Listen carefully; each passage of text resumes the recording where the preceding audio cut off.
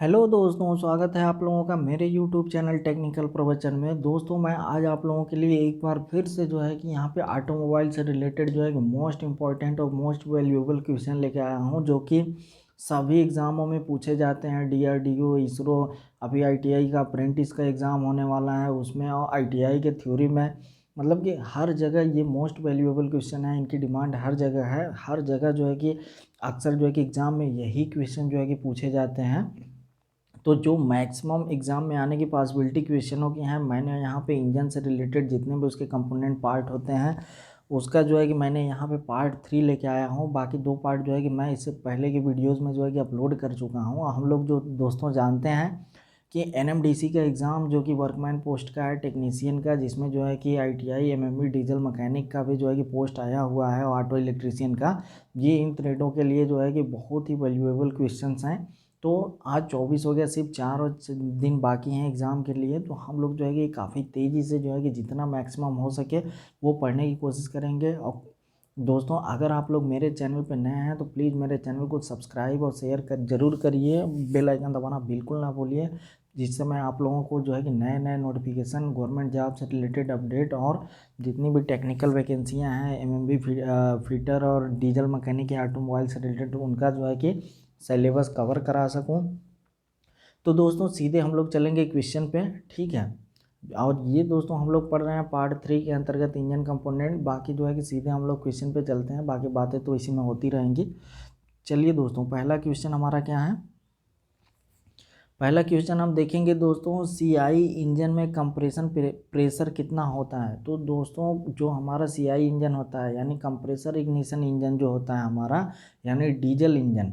जहां दोस्तों CI engine की बात है, हम सीधे जानेंगे कि डीजल इंजन होता है। बाकी एसआई इंजन जो हमारा होता है वो स्पार्क इग्निशन इंजन होता है, यानी पेट्रोल इंजन या गैसोलीन इंजन, ठीक है दोस्तों। तो क्वेश्चन है, सीआई इंजन में कंप्रेशन प्रेशर कितना होता है। तो हम लोग यहाँ पे 4 ऑप्शन दिए हुए हैं, डायरेक्टली आंसर पे जाते हैं। तो आंसर हमारा होगा 350 से 550 पीएसआई। दोस्तों यहाँ पे ध्यान दीजिएगा, ये जीरो है, ठीक है। तो 350 पीएसआई से 550 पीएसआई तक कंप्रेशन प्रेशर हो जाता है। बाकी नेक्स्ट क्वेश्चन हम देखेंगे। नेक्स्ट क्वेश्चन हमारा है दोस्तों, टू स्ट्रोक इंजन में फ्रेश चार्ज किसके द्वारा पहुंचता है। दोस्तों ये भी मोस्ट वैल्यूएबल क्वेश्चन है, टू स्ट्रोक से जो है कि ज़बरदस्त। तो हम इसका जो है कि आंसर देखते हैं। इसमें 4 ऑप्शन है। तो पहला है ट्रांसफ़र पोर्ट, दूसरा इनलेट पोर्ट, सी है एग्जॉस्ट पोर्ट, और डी है ट्रांसफ़र वाल्व। तो दोस्तों हम लोग जानते हैं कि टू स्ट्रोक में फ्रेश चार्ज जो है सबसे पहले कहाँ आता है, क्रैंक केस में आता है। क्रैंक केस से होते हुए वो ट्रांसफ़र पोर्ट के द्वारा जो है कि फ्रेश चार्ज पहुँचता है। तो यहाँ पे ऑप्शन ए बिल्कुल सही है। हम यहाँ पे देख सकते हैं कि हमारा टू स्ट्रोक इंजन में जो है फ्रेश चार्ज किसके द्वारा पहुँच रहा है, ट्रांसफ़र पोर्ट के द्वारा। दोस्तों बिल्कुल करेक्ट ऑप्शन है, ऑप्शन ए। नेक्स्ट क्वेश्चन हम देखेंगे, पेट्रोल इंजन का कंप्रेशन रेशियो कितना होता है। तो दोस्तों ये भी मोस्ट वैल्यूएबल क्वेश्चन है, और ये काफ़ी कंफ्यूज करने वाला क्वेश्चन है। तो पेट्रोल इंजन का कंप्रेशन रेशियो कितना होता है। ऑप्शन ए है 6:1 से 11:1, ऑप्शन बी है 8:1 से 15:1, ऑप्शन सी है 10:1 से 18:1, ऑप्शन डी है 15:1 से 20:1। तो दोस्तों यहाँ पे जो है कि ऑप्शन है 6:1 से 11:1 बिल्कुल करेक्ट है। कुछ फ्रेंड्स हमारे बोलेंगे 8:1 से 15:1 है, लेकिन जो इसका आइडल रेशियो होता है पेट्रोल इंजन का सबसे ठीक ठाक मीडियम वाला, वो 8:1 से 10:1 तक होता है, या 10:1 से 11:1 तक होता है। इसीलिए 6:1 11:1 को हम क्या करेंगे, बेस्ट ऑप्शन मानेंगे, ठीक है दोस्तों। तो यहाँ पे हमारा ऑप्शन ए बिल्कुल करेक्ट है। सीधे हम लोग चलेंगे इधर, 6:1 से 11:1, ये क्या होता है, सीआर होता है, कंप्रेशन रेशियो होता है पेट्रोल इंजन का। नेक्स्ट क्वेश्चन चलेंगे, डीजल इंजन का कंप्रेशन रेशियो कितना होता है। दोस्तों तो डीजल इंजन का कंप्रेशन रेशियो यहाँ पे देख सकते हैं हम लोग, ऑप्शन बी बिल्कुल करेक्ट है, 16:1 से 22:1 या 24:1 तक होता है।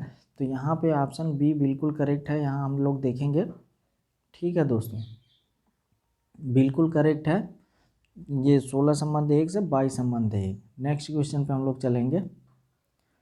नेक्स्ट क्वेश्चन है दोस्तों, डीजल तथा पेट्रोल इंजनों में मुख्य अंतर क्या होता है। ध्यान रखिएगा दोस्तों, पीडीएफ थोड़ा सा ब्लर आ गया है, लेकिन आप लोग ध्यान से देखते रहिए, मैं आपको रीड कराता हूँ। मेरे बातों को ध्यान दीजिएगा। डीजल तथा पेट्रोल इंजनों में क्वेश्चन है दोस्तों, डीजल तथा पेट्रोल इंजनों में मुख्य अंतर क्या होता है दोस्तों। ऑप्शन है सिलेंडरों की संख्या के आधार पे, ऑप्शन बी है ईंधन जलाने में, ऑप्शन सी है वाल्वों की संख्या, ऑप्शन डी है पिस्टन की आकृति का। तो यहाँ पे दोस्तों हमारा जो ईंधन के जलाने का जो प्रोसीजर होता है वो पेट्रोल और डीजल इंजन में बिल्कुल जो है कि अलग अलग होता है। तो यहाँ पे हम दोनों में अंतर किससे जलाए, किस आधार पे मानेंगे, ईंधन जलाने के आधार पे मानेंगे। ऑप्शन बी हमारा बिल्कुल करेक्ट है दोस्तों, ठीक है, ईंधन जलाने के आधार पे। नेक्स्ट क्वेश्चन हम पढ़ेंगे, डीजल इंजन में डीजल किसके द्वारा जलता है दोस्तों। तो डीजल इंजन में डीजल जो है कि ये बहुत ही अच्छा क्वेश्चन है। ऑप्शन ए है स्पार्क प्लग द्वारा, बिल्कुल नहीं होगा क्योंकि वो पेट्रोल का वो होता है, पेट्रोल हवा का मिश्रण जलाया जाता है। ऑप्शन बी है इंजेक्टर द्वारा। बहुत सारे बच्चे हैं जो कि डीजल इंजन में जो है कि डीजल किसके द्वारा जलता है, तो इंजेक्टर इंजेक्ट होने पे जानते हैं लोग कि जलता है, तो इंजेक्टर मार के आएंगे। लेकिन यहाँ पे दोस्तों ऑप्शन सी हमारा कंप्रेशन द्वारा, ये जो कंप्रेशन में हमारी जो गर्म एयर पूरी गर्म हो जाती है, एयर का टेम्परेचर हमारा जो बढ़ जाता है उसके द्वारा हमारा जो है कि डीजल फ्यूल जलता है, ठीक है दोस्तों। तो ये बिल्कुल ध्यान रखने वाली बातें हैं कि यहाँ पे डीजल इंजन में डीजल कंप्रेशन के द्वारा जलता है, ठीक है दोस्तों। नेक्स्ट क्वेश्चन हम देखेंगे, पेट्रोल इंजन की ऊष्मीय दक्षता कितनी होती है। तो दोस्तों पेट्रोल, डायरेक्टली आंसर पे चलते हैं हम लोग। पेट्रोल इंजन की ऊष्मीय दक्षता यहाँ पे सीधे हम लोग देख सकते हैं, चौथा ऑप्शन बिल्कुल सही है, 30% होती है, ठीक है दोस्तों। बाकी नेक्स्ट क्वेश्चन हम देखेंगे, सीआई इंजन में यानी कंप्रेशन इग्निशन इंजन में कंप्रेशन स्ट्रोक के बाद कंबशन चैम्बर का ताप कितना हो जाता है। तो डायरेक्टली आंसर देखते हैं दोस्तों, कंप्रेशन इग्निशन इंजन में कंबशन चैम्बर का ताप हमारा जो है कि कंप्रेशन स्ट्रोक के बाद 600 से 800 डिग्री सेल्सियस हो जाता है। ऑप्शन ये बिल्कुल सही है। बाकी हम लोग जो है कि नेक्स्ट क्वेश्चन पे चलेंगे। नेक्स्ट क्वेश्चन हमारा, स्ट्रोक साइकिल का कौन सा सही क्रम है। ये दोस्तों मोस्ट वैल्यूएबल क्वेश्चन है तो बहुत ही आसान, लेकिन बहुत सारे बच्चे जो है कि ऑप्शन पूरा अच्छे से पढ़ते नहीं हैं और कंफ्यूज होकर जो है कि गलत करके चले आते हैं। ऑप्शन ए है suction cum power compression exhaust, option B है suction exhaust power compression, option C है सक्शन कंप्रेशन पावर एग्जास्ट, ठीक है दोस्तों। तो यहाँ पे ऑप्शन सी हमारा जो है पहले सक्शन होगा, उसके बाद कंप्रेशन होगा, उसके बाद पावर होगा, फिर एग्जास्ट होगा। ये हमारा ऑप्शन सी बिल्कुल करेक्ट है, ध्यान रखिएगा। बाकी नेक्स्ट क्वेश्चन है, टू स्ट्रोक इंजन में पोर्ट का प्रयोग क्यों होता है दोस्तों। ये भी ज़बरदस्त क्वेश्चन है, टू स्ट्रोक इंजन में पोर्ट का प्रयोग क्यों होता है। तो दोस्तों पहला ऑप्शन है चार्ज करने के लिए, बिल्कुल नहीं। पावर स्ट्रोक के लिए, बिल्कुल नहीं। ऑप्शन सी है ताज़ी ईंधन आने तथा जली गैसों को बाहर निकालने के लिए। ये दोस्तों हमारा बिल्कुल करेक्ट आंसर है, यहाँ पे ऑप्शन सी हमारा बिल्कुल सही है, ठीक है। ताज़ी ईंधन को आने के लिए, फ्रेश चार्ज को, तथा जली गैसों को बाहर निकालने के लिए। बाकी दोस्तों मैं आप लोगों को एक और चीज़ बता देता हूँ कि जली हुई गैसों को तेज़ी से बाहर निकालने के लिए जो विधि अपनाई जाती है उसे हम स्क्वेंजिंग बोलते हैं, ठीक है दोस्तों, ध्यान रखिएगा, स्क्वेंजिंग। नेक्स्ट क्वेश्चन है दोस्तों, थोड़ा जल्दी जल्दी रीड करेंगे, काफ़ी लंबा वीडियोस होने वाला है। टू स्ट्रोक इंजन में एक साइकिल में क्रैंक शाफ्ट के कितने चक्कर होते हैं। तो दोस्तों टू स्ट्रोक इंजन की बात हो रही है और एक साइकिल यानी कि सक्शन कंप्रेशन पावर एग्जास्ट जब हो जाता है तो वो एक साइकिल माना जाता है। तो उसमें जो है कि क्रैंक शाफ्ट के कितने चक्कर होते हैं। तो टू स्ट्रोक इंजन में दोस्तों एक बार क्रैंक शाफ्ट के घूमने पे हमारा जो है कि एक साइकिल पूरी मानी जाती है, ठीक है दोस्तों। ऑप्शन बी बिल्कुल करेक्ट है। यहाँ पे हम नेक्स्ट क्वेश्चन पे चलेंगे, टू स्ट्रोक इंजन में ताज़ा मिश्रण कहाँ आता है। तो दोस्तों टू स्ट्रोक इंजन में डायरेक्ट जो है कि यहाँ पे जो है कि आंसर हम लोग देखेंगे क्रैंक केस में आता है। ऑप्शन यहाँ पे ट्रांसफ़र पोर्ट भी है, ध्यान रखिएगा, लेकिन पहले क्रैंक केस में आता है, फिर क्रैंक केस से ट्रांसफ़र पोर्ट होते हुए जो है कि प्रेस चार्ज जाता है, ठीक है दोस्तों, ध्यान रखिएगा। तो यहाँ पे ऑप्शन सी बिल्कुल करेक्ट है, क्रैंक केस में आता है। नेक्स्ट क्वेश्चन हम देखेंगे, फोर स्ट्रोक इंजन में एक साइकिल पूरा होने में क्रैंक शाफ्ट के कितने चक्कर लगते हैं। तो दोस्तों अभी ऊपर में हम लोगों ने पढ़ा कि टू स्ट्रोक में जो है कि क्रैंक शाफ्ट के एक चक्कर में जो है कि इंजन की एक साइकिल हो जाती है। यहाँ पे दोस्तों डायरेक्टली आंसर हम देखेंगे कि फोर स्ट्रोक इंजन में क्रैंक शाफ्ट के दो चक्कर में जो है कि सक्शन कंप्रेशन पावर एग्जास्ट होता है। पहले चक्कर में सक्शन तथा कंप्रेशन हो जाता है और दूसरे चक्कर में पावर तथा एग्जास्ट हो जाता है, ठीक है दोस्तों, ध्यान रखिएगा। नेक्स्ट क्वेश्चन जो है कि हम लोग देखेंगे, किस टाइप के इंजन में बोर की व्यास तथा स्ट्रोक की लंबाई बराबर होती है। तो ये दोस्तों जो है कि कई बार एग्जाम में पूछा जा चुका है। एक बार हम लोग MES का एग्ज़ाम देने गए थे बरेली में 2016 में, वहाँ भी पूछा गया था। बाकी मुझे लगता है एनसीएल ट्रैक लाइन ऑपरेटर का आया था तो उसमें भी ये पूछा गया था। बाकी एक जगह जालंधर गए थे एग्ज़ाम देने ईएमई में, तो वहाँ भी ये क्वेश्चन पूछा गया था। तो किस टाइप के इंजन में बोर की व्यास तथा स्ट्रोक की लंबाई बराबर होती है? तो दोस्तों जो वर्गाकार हमारा स्क्वायर इंजन होता है, चौकोर या वर्गाकार इंजन, उसमें हमारी सिलेंडर बोर तथा उसके स्ट्रोक की लंबाई दोनों सेम होती है। ठीक है दोस्तों, ध्यान रखिएगा, ऑप्शन डी बिल्कुल सही है। नेक्स्ट क्वेश्चन, डीजल इंजन के सिलेंडर में ईंधन पिस्टन की किस पोजीशन में इंजेक्ट होता है? तो दोस्तों यहाँ पे क्वेश्चन पूछ रहा है कि डीजल इंजन के सिलेंडर में ईंधन पिस्टन की किस पोजीशन में इंजेक्ट होता है? तो दोस्तों जब हमारा डीजल इंजन में कंप्रेशन स्ट्रोक के एंड में जो है कि हमारा पिस्टन पहुंचता है, यानी जो है कि पावर स्ट्रोक होने ही वाला रहता है, यानी टीडीसी से थोड़ा पहले, ये थोड़ा पहले कितना होता है दोस्तों, मैं आपको ये भी बता दूं, यहाँ थोड़ा पहले का मतलब कि टीडीसी से लगभग 18 से 23 डिग्री पहले। ठीक है दोस्तों, ध्यान रखिएगा, 18 से 23 डिग्री पहले क्या होता है हमारा जो है कि वहाँ पे हमारा जो है कि इंजेक्टर के द्वारा फ्यूल इंजेक्ट होता है। ठीक है दोस्तों, बाकी जो है कि नेक्स्ट क्वेश्चन पढ़ेंगे, एक इंजन में स्ट्रोक की लंबाई कितनी होती है दोस्तों? तो यहाँ पे ये भी क्वेश्चन कई बार पूछा जा चुका है एग्जामों में। तो एक इंजन में स्ट्रोक की लंबाई कितनी होती है? ऑप्शन है क्रैंक थ्रो की आधी, क्रैंक थ्रो के बराबर, क्रैंक थ्रो का 2 गुना, क्रैंक थ्रो का 3 गुना। तो दोस्तों एक इंजन में स्ट्रोक की लंबाई हमेशा क्रैंक थ्रो के 2 गुना के बराबर होती है, ध्यान रखिएगा आप लोग। तो हमारा ऑप्शन सी बिल्कुल सही है, क्रैंक थ्रो के 2 गुना। नेक्स्ट क्वेश्चन हम पढ़ेंगे, टर्बो चार्जर लगाने के बाद इंजन की एफिशिएंसी कितनी बढ़ जाती है? ठीक है दोस्तों, या इंजन का एफिशिएंसी कितना बढ़ जाता है? तो यहाँ पे टर्बो चार्ज लगाने के बाद इंजन की मैक्सिमम एफिशिएंसी 35% तक बढ़ता है। बाकी नॉर्मली जो है कि हमारा इंजन की एफिशिएंसी यहाँ पे ऑप्शन बी बिल्कुल करेक्ट है, 20 से 30% इंक्रीज हो जाता है। ठीक है दोस्तों, बाकी सुपर चार्जर जब लगा था तो वहाँ पे जो है कि 15 से 20% जो है कि एफिशिएंसी इंक्रीज हो रहा था, 10% इसलिए कम हो जा रहा था क्योंकि वो इंजन के फैन बेल्ट से चलता था। ठीक है दोस्तों, तो कुछ एनर्जी लॉस हो जाता था।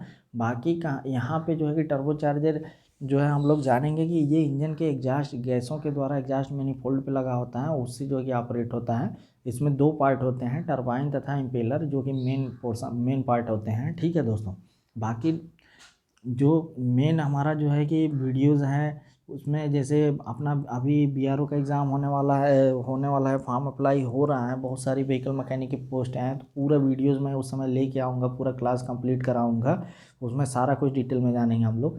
नेक्स्ट क्वेश्चन है दोस्तों, सीआई इंजन में सक्शन स्ट्रोक के समय सिलेंडर के अंदर क्या जाता है दोस्तों? तो कंप्रेशन इंजन में जब सक्शन होता है तो उसके अंदर सिर्फ और सिर्फ शुद्ध हवा जाती है, शुद्ध एयर जाती है। ठीक है दोस्तों, केवल एयर जाती है। ये ऑप्शन सी हमारा बिल्कुल करेक्ट है। नेक्स्ट क्वेश्चन देखेंगे, वायुमंडल में पेट्रोल के वाष्पित होने से बचाने के लिए किस उपकरण का प्रयोग होता है? तो दोस्तों डायरेक्टली हम लोग जो है कि आंसर देखेंगे यहाँ पे, कैनिस्टर ऑप्शन डी बिल्कुल सही है। कैनिस्टर के यूज के द्वारा पेट्रोल को वाष्पित होने से हम रोकते हैं। ठीक है दोस्तों, ये जो है कि फ्यूल सप्लाई सिस्टम में यूज होता है। बाकी कैटेलिक कन्वर्टर एग्जास्ट सिस्टम का हमारा जो है कि पार्ट है, जो कि BS4 और BS5 या BS6 इंजनों में लग रहे हैं। बाकी PRV वाल्व हम लोग जानते हैं, प्रेशर रिलीज वाल्व है, थर्मोस्टेट का कूलिंग में यूज़ करते हैं। नेक्स्ट क्वेश्चन, डीजल इंजनों में पेट्रोल इंजन की अपेक्षा ज़्यादा वाइब्रेशन क्यों होता है दोस्तों? तो यहाँ पे हम लोग जो है कि ऑप्शन है सिलेंडरों की अधिकता के कारण बिल्कुल नहीं, गैसों की अधिकता के कारण बिल्कुल नहीं, दाब की अधिकता के कारण सही बात है बिल्कुल। डीजल इंजनों में जो है कि पेट्रोल इंजन की अपेक्षा जो है कि ज़्यादा वाइब्रेशन इसीलिए होता है कि वहाँ पे जो है कि प्रेशर ज़्यादा होता है डीजल इंजन का, इसीलिए दोस्तों डीजल इंजन जो है कि भारी इंजन होते हैं, क्योंकि उनके जो सिलेंडर होते हैं, सिलेंडर प्लाग काफ़ी मोटे मेटल के द्वारा बनाए जाते हैं, नहीं तो वो फट सकते हैं। ठीक है दोस्तों, ध्यान रखिएगा।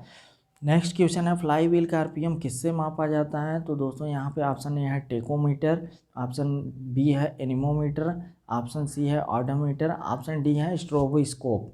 तो ध्यान रखिएगा दोस्तों, फ्लाई व्हील का आरपीएम हमेशा जो है कि स्ट्रोबोस्कोप के द्वारा मापा जाता है। बहुत ही वैल्यूएबल क्वेश्चन है ये क्वेश्चन दोस्तों, जो है कि इसरो, DRDO, जो भी हाई फाई एग्ज़ाम है टेक्निकल के, वो सब जगह जो है कि यही सब क्वेश्चन आने वाले हैं। ठीक है दोस्तों, नेक्स्ट क्वेश्चन हमारा, फ्लाई व्हील के सेंटर पर कौन सी बीयरिंग लगती है? तो फ्लाई व्हील के सेंटर पे दोस्तों SP गार्ड बीयरिंग लगती है, SP गार्ड बीयरिंग, ध्यान रखिएगा। जो कि बिल्कुल ही फ्लाईव्हील के बीच में बैठी होती है, जिसमें जो है कि हमारी क्लच असेंबली की जो शाफ्ट होती है वो जाके उसी में जो है कि मतलब मैसअप करती हैं। नेक्स्ट क्वेश्चन है, वी टाइप इंजन के सिलेंडर किस एंगल पर लगे होते हैं दोस्तों? ये भी मोस्ट वैल्यूएबल क्वेश्चन है। जो हमारा वी टाइप इंजन है उसमें दो सिलेंडरों के बीच का जो एंगल होता है वो कितना होता है? डायरेक्टली हम लोग आंसर देखेंगे 60 डिग्री होता है दोस्तों। बाकी इसी तरह से जब हम देखते हैं कि जो वी ब्लॉक होता है, तो वी ब्लॉक के जो ब्लॉक होते हैं उनके बीच की जो डिस्टेंस होती है वो 90 डिग्री था। बाकी बड़े जाप के लिए 120 डिग्री था, पिछले वीडियोज़ में आपको बताया था। लेकिन यहाँ पे वी टाइप के इंजन की बात हो रही है तो यहाँ 60 डिग्री पे होते हैं। नेक्स्ट क्वेश्चन है, इंटरनल कंबशन इंजन कब स्टार्ट हो जाता है? तो दोस्तों ऑप्शन इसका डायरेक्टली देखेंगे कि कम समय में स्टार्ट होता है। तुरंत कोई भी चीज़ नहीं स्टार्ट होती है, कुछ उसके पीछे प्रक्रियाएं होती हैं तभी स्टार्ट होता है। तो हमारा आईसी इंजन जो होता है वो थोड़े ही समय में स्टार्ट हो जाता है। नेक्स्ट क्वेश्चन हम देखेंगे, वाल्व सीट जो है किसकी सहायता से बंद होता है? तो ये बहुत ही ज़बरदस्त क्वेश्चन है। इसका आंसर डायरेक्टली हम लोग देख लेंगे। आपको मैं दिखा देता हूँ, थोड़ा सा ब्लर आया है। वाल्व सीट किसकी सहायता से बंद होता है दोस्तों? तो वाल्व सीट हमारी जो है कि वाल्व स्प्रिंग की सहायता से बंद होता है। बिल्कुल सही है, ऑप्शन ए बिल्कुल सही है। नेक्स्ट क्वेश्चन चलेंगे, मॉडर्न कारों में अधिकतर प्रयोग में लाया जाने वाला वाल्व ऑपरेटिंग मैकेनिज्म कौन सा है? तो मॉडर्न कारों में मतलब कि जो आजकल की मोटर गाड़ियाँ आ रही है उसमें सबसे ज़्यादा मैक्सिमम यूज़ होने वाला वाल्व ऑपरेटिंग मैकेनिज्म कौन सा है? तो दोस्तों यहाँ पे हम डायरेक्टली देखेंगे ओवरहेड वाल्व सिस्टम। ठीक है दोस्तों, ओवरहेड वाल्व सिस्टम जो है कि मैकेनिज्म सबसे ज़्यादा फेमस है। नेक्स्ट क्वेश्चन है, इनलेट वाल्व का फेस एंगल कितना होता है दोस्तों? तो इनलेट वाल्व का फेस एंगल दोस्तों हमारा कितना होता है? 30 डिग्री होता है। बाकी नोट्स में ये भी हम देखेंगे कि एग्जॉस्ट वाल्व का फेस एंगल कितना होता है? 45 डिग्री होता है। तो बिल्कुल ये ध्यान रखिएगा। बाकी कहीं कहीं किसी केस में जो है कि दोनों इनलेट और एग्जॉस्ट वाल्व दोनों जो है कि बराबर होते हैं। वो अधिकतर जो है कि 6 सिलेंडर के जो इंजन होते हैं उसमें जो है कि कभी कभी ये केसेस देखने को मिलता है। लेकिन नॉर्मली क्वेश्चन में पूछा जाता है, इनलेट वाल्व हमेशा बड़ा होता है, एग्जॉस्ट वाल्व छोटा होता है, तथा इनलेट वाल्व का एंगल जो है कम डिग्री का होता है, 30 डिग्री का होता है फेस एंगल। एग्जॉस्ट वाल्व का फेस एंगल 45 डिग्री का होता है। ध्यान रखिएगा, बहुत ही वैल्यूएबल क्वेश्चन है। नेक्स्ट क्वेश्चन है, कनेक्टिंग रॉड किसका बना होता है? तो दोस्तों डायरेक्टली आंसर देखेंगे क्योंकि वीडियोस काफ़ी लंबा हो रहा है। तो कनेक्टिंग रॉड हमारा एलआई स्टील का बना होता है। और नोट में लिख रखा है मैंने यहाँ पे, कनेक्टिंग रॉड आई या एच सेक्शन का बना होता है। ध्यान रखिएगा, आ सकता है क्वेश्चन में। ये दोस्तों हम लोग इंजन कंपोनेंट्स पार्ट 3 के अंतर्गत ये सब पढ़ रहे हैं। बाकी नेक्स्ट क्वेश्चन है, इंजन में इनलेट वाल्व एग्जॉस्ट वाल्व से होता है? तो वही चीज़ें हैं दोस्तों, इनलेट वाल्व एग्जॉस्ट या आउटलेट वाल्व से हमेशा बड़ा होता है। अभी पिछले क्वेश्चन में मैं आपको बता चुका हूँ। नेक्स्ट क्वेश्चन है, इंजन वाल्व किसके द्वारा खुलते हैं? तो इंजन वाल्व दोस्तों हमारा यहाँ पे ऑप्शन है क्रैंक शाफ्ट है, कैम शाफ्ट है, रोटर शाफ्ट, कनेक्टिंग रॉड। तो इंजन वाल्व दोस्तों हमेशा जो है कि कैम शाफ्ट के द्वारा खुलते हैं। और क्रैंक शाफ्ट से अटैच होती है गियर के द्वारा कैम शाफ्ट जो चलती है। और ध्यान रखिएगा, क्रैंक शाफ्ट जब 2 चक्कर घूमती है तो हमारी कैम शाफ्ट जो है वो 1 चक्कर घूमती है। ठीक है दोस्तों। बाकी नेक्स्ट क्वेश्चन हम देखते हैं, सिद्धांत रूप से इनलेट वाल्व कहाँ खुलता है? ये दोस्तों बहुत ही ज़बरदस्त क्वेश्चन है। तो सिद्धांत रूप से इनलेट वाल्व जो है हमारा टीडीसी पे खुलता है। इसका प्रयोग हम कहाँ करते हैं? जब हमें कभी भी वाल्व टाइमिंग को सेट करना होता है, चाहे वो जितने सिलेंडर का इंजन हो, तो हम पहले क्या करते हैं, इनलेट वाल्व को ऐसे सेटिंग करते हैं फ्लाईव्हील को घुमा के थोड़ा सा या क्रैंक शाफ्ट को, कि हमारा टीडीसी पर क्या हो गया, टीडीसी पे जो पिस्टन हो तो इनलेट वाल्व अपने आप खुल जाएगा। वहीं से फिर सेटिंग स्टार्ट की जाती है। नेक्स्ट क्वेश्चन हमारा है, पिस्टन मूवमेंट के केस में वाल्वों के खुलने तथा बंद होने को हम क्या कहते हैं? तो दोस्तों पिस्टन के मूवमेंट के केस में वाल्वों के खुलने तथा बंद होने को हम वाल्व टाइमिंग कहते हैं। तो दोस्तों ये रहा हमारा वीडियोस। अगर आपको बिल्कुल पसंद आया हो तो जो है कि प्लीज़ मेरे चैनल को सब्सक्राइब ज़रूर करिएगा। और दोस्तों मैं अभी भूला नहीं हूँ, जो कि MES ये अपना जो है कि BRO का MSWDS का जो एग्ज़ाम हुआ है उसका रिजल्ट हो सकता है दिसंबर लास्ट में आ ही जाए। जैसे ही रिजल्ट, जैसे ही NMDC का एग्ज़ाम होता है, मैं आप लोगों के सामने जो है कि बिल्कुल ट्रेड टेस्ट बिल्कुल स्टार्ट कर दूंगा। ट्रेड टेस्ट के साथ साथ जो भी बच्चे हमारे जो है कि रेलवे NTPC की अब मेंस एग्ज़ाम लगा होगा या ग्रुप डी का लगा हो, उनके लिए भी जनरल अवेयरनेस से रिलेटेड जो है कि बेसिक साइंस और एनवायरनमेंट से रिलेटेड पूरे जो है कि 100-150 सेट में जो है कि मैं क्वेश्चन आप लोगों को प्रिपेयर कराने वाला हूँ। ठीक है दोस्तों, थैंक्स।